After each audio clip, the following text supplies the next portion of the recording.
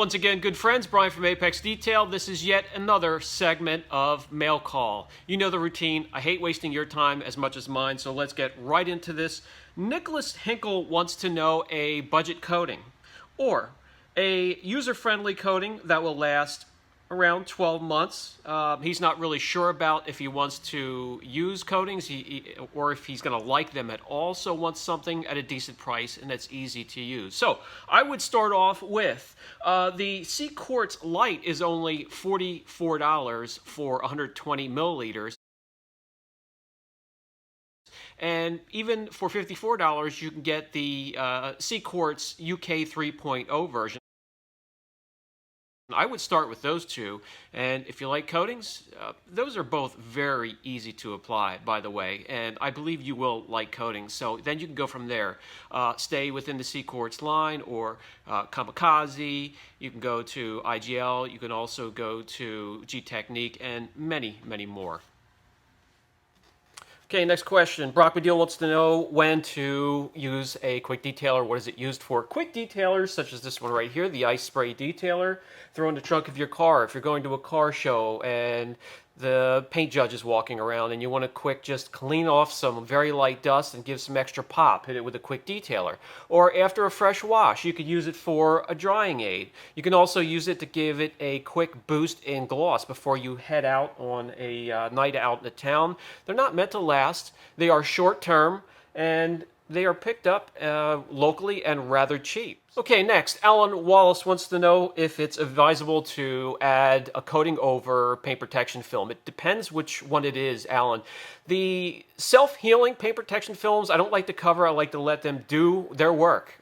When they get scuffed a little bit or scraped up against, or they get a little bit of some love marks in there, I let them self-heal, or some of them you can add a little bit of heat to them and they will, that'll help aid in self-healing as well.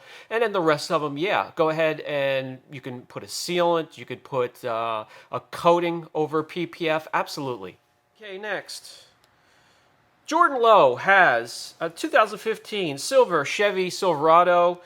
He wants to know how to make it pop a little bit. Yeah, the white, silvers, grays, champagne colors, you have to put a little bit extra effort into them to get them to pop, to stand out from other colors, to scream for attention. So it doesn't really specify if you're asking for last step or if you're asking for something as a polish or a compound, so I'll give you all of those, examples for all of those.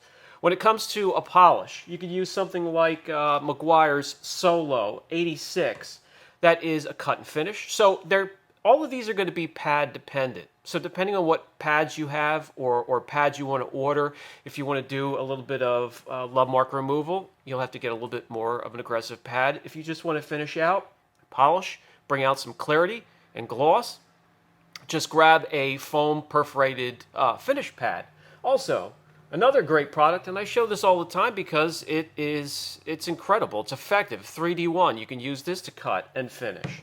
And then you also have Sonax cut and finish can be used the same way. So all these have something in common. They are all pad dependent, depending on what you're trying to remove, what you're trying to achieve. You'll find the results you're looking for in any one of those. Or if you just want something for last step protection or something to throw on after a wash for just to make it pop and a little bit more glossy, I did a dedicated video for the TAC Systems Shiny Wax. You can also look into Extreme Solutions Poly Seal. You have Bead Maker and many, many others out there. Okay, next, Ken wants to know when and how often to use an IPA solution during the detailing process. I use it a few times before I start to polish, after wash, decontamination, clay, and all of that. So in case there's any old wax or sealant that could get caught up into my pads when I start to correct and make them less effective, I can remove it with that. During the correction process, I'll use it in between steps, in between compounding, polishing, jeweling, to remove old residue. It's not going to be any stronger than 12.5%. Depending on heat, the IPA solutions can make your paint swell or permeate, especially if it's really hot out. So again, I use it sparingly and only at 12.5%. Okay, next, Donald Green has a 2017 Ram, and the texture, the orange peel texture on the clear coat is really bad, and he wants to remove it. First of all, don't remove that unless you absolutely have to, unless it is a show truck. Arch peel is there on purpose. It helps actually reduce scratching because you have peaks and valleys, and those peaks will actually help deflect whatever is rubbing up against your car to scratch and cause love marks or whatever. So orange peel's there for a reason. If you get it, if every car was perfectly flat like glass, boy, they would look absolutely horrible after a while, especially in the hands of a person that doesn't have the eye for it or kind of doesn't have safe care or wash techniques. So he wants to know the grits to start with. So if you're going to go ahead and do something like that, which I advise against unless there is a ton of clear coat, because newer cars, the clear coat, we barely get enough to protect that gorgeous base coat underneath to begin with. But on a Ram, harder, tougher, stubborn clear coats, you can start with 1500. On some of the softer clears, you could start with 2500 and then step down to 3000 grit, and you could polish out from there. You could step down to 5000 grit if you want to, but I normally go 1500 or 2500 depending on the hardness of the clear, and then I'll step down to 3000 grit and polish out from there. Okay, next, Luke Chang has a great question. He has a professional coating applied, and then he did the wrong order of a sealant on top of a wax, on top of that coating. I don't recommend stacking to begin with, and I don't like to top any type of ceramic coatings unless it's a topper within the family of that coating, because it normally hides the characteristics of the coating that you paid a lot of money for or spent a lot of time prepping for. But if you went ahead and you applied those products in the wrong order and you want to remove them without doing any damage to the coating underneath, just try an IP solution, no stronger than 12.5%.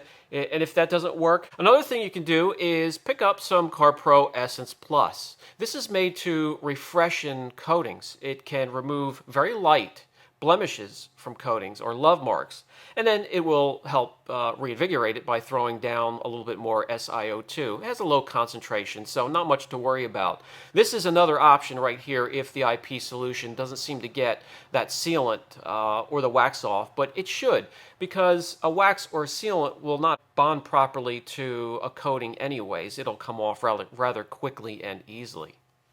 Sonny Jasaw wants to know, which is the better wheel and tire cleaner, the NanoSkin non-acid or the new Adams wheel and tire cleaner? I'm going to lean towards the NanoSkin. I'm going to grab that.